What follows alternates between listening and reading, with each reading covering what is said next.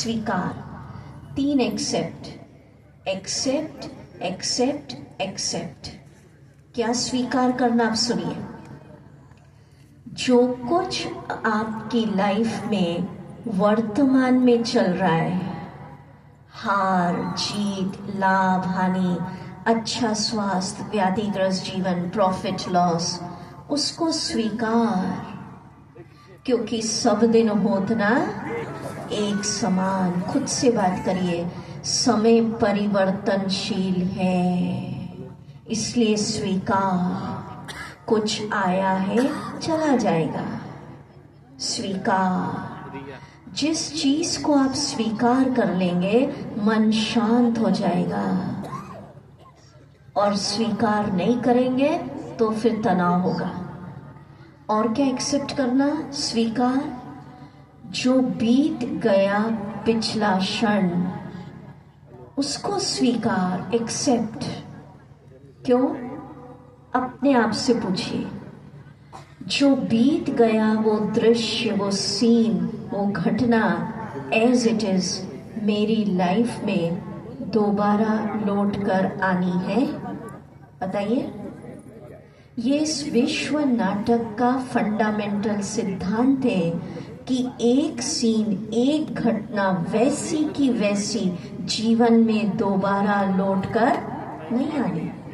तो जब as it is दोबारा लौट कर नहीं आना तो स्वीकार, फुल स्टॉप।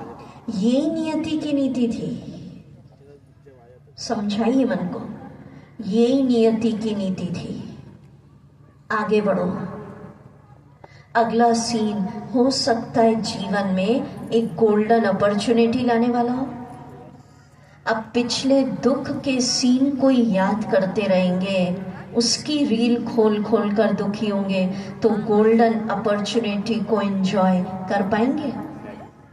तो गीता का महावाक्य अप्लाई करिए। मैं धीरे धीरे बोल रही हूँ, उसको अप्लाई करिए। सिर्फ कहने में नहीं, दिल से सोचिए, आज तक मेरी जिंदगी में जो हुआ अच्छा हुआ, स्वीकार। नियति की नीति थी। जो चल रहा है वर्तमान में वो भी अच्छा चल रहा है, ऑल इज वेल।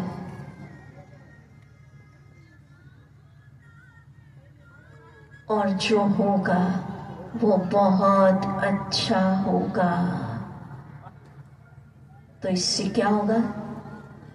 आपके संकल्पों में इतनी ताकत है कि अगर कुछ खराब भी हो गया, पर बार बार सोचेंगे दिल से, दिमाग से नहीं कि दीदी ने कहा तो जो हुआ अच्छा हुआ, चलो, दिल से, तो कुछ दिनों में वो नेगेटिव बात भी अच्छे में बदल जाएगी। ये है आपके पॉजिटिव संकल्प की शक्ति। करके देखिए। जो चल रहा है वो भी क्या चल रहा है? अच्छा चल रहा है, अच्छा चल रहा है। चाहे हेल्थ को लेकर, चाहे रिश्तों को लेकर, धंधों को लेकर। अब अगर खराब भी चल रहा होगा और आप सोचेंगे अच्छा चल रहा है, अच्छा चल रहा है, वो खराब भी किस में बदल जाएगा? अच्छे में। और जो होगा वो बहुत अच्छा होगा, क्योंकि मैं ईश्वर की संतान हूँ और ईश्वर अपने बच्चों का बुरा, अकल्याण, नुकसान कभी होने नहीं देंगे। एक विश्वास, एक फेथ। ठीक है? तो क्या स्वीकार किया? जो चल रहा है उसको स्वीकार, जो बीत गया उसको स्वीकार कि वो नियति की नीति थी। और क्या स्वीकार? तीसरा एक्सेप्ट सुनिए। तीसरा एक्सेप्ट, जिनके साथ हमको रहना है उनके वैरायटी स्वभाव, वैरायटी संस्कार, वैरायटी रोल को स्वीकार। तनाव कब होता है? जब हम एक दूसरे के स्वभाव, नेचर, उनका संस्कार, उनके रोल को वाय वाय करते हैं। इसका ऐसा स्वभाव क्यों, मेरे साथ ही ऐसा क्यों? तो विश्व नाटक का एक सिद्धांत समझ लीजिए। 800 करोड़ से ऊपर विश्व पॉपुलेशन हो गई अभी, ठीक है?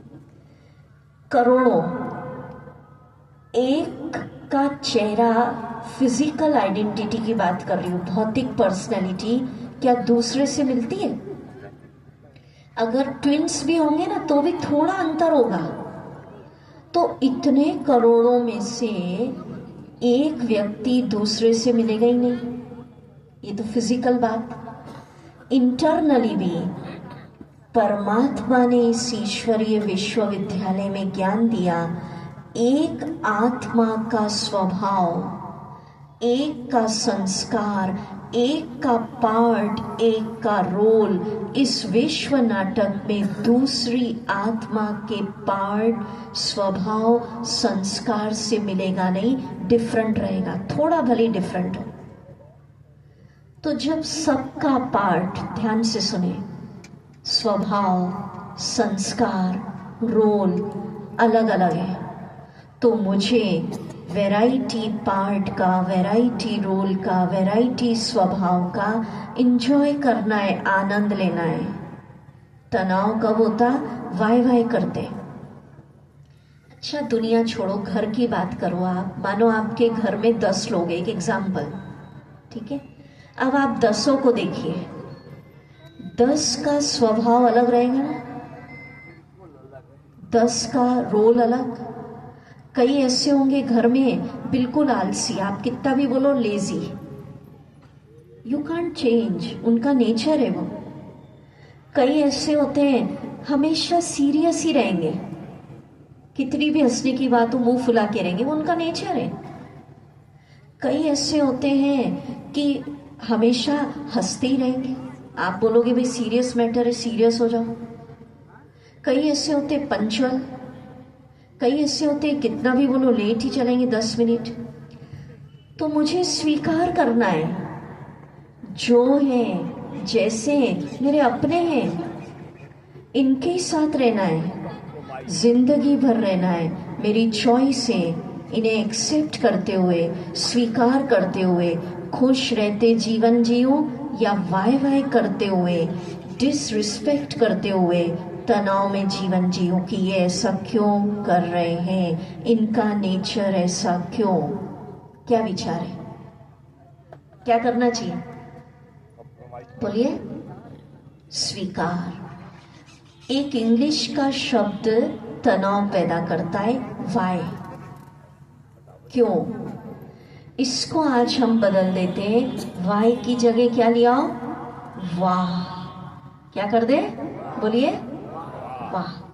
हर आत्मा का रोल, हर एक का स्वभाव वाह वाह नहीं, वाय वाय नहीं, क्या बोलेंगे?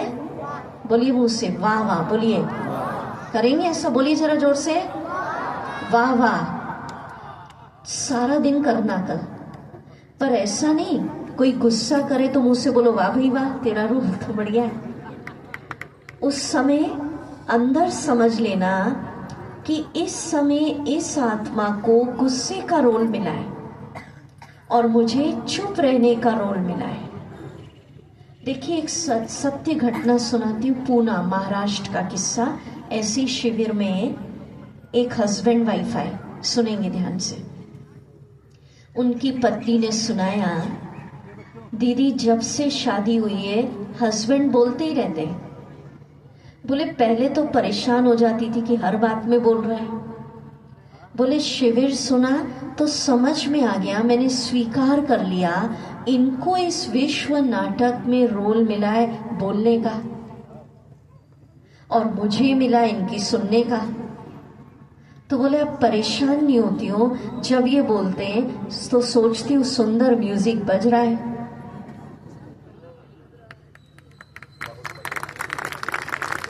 और अपना काम करती रहती हूँ।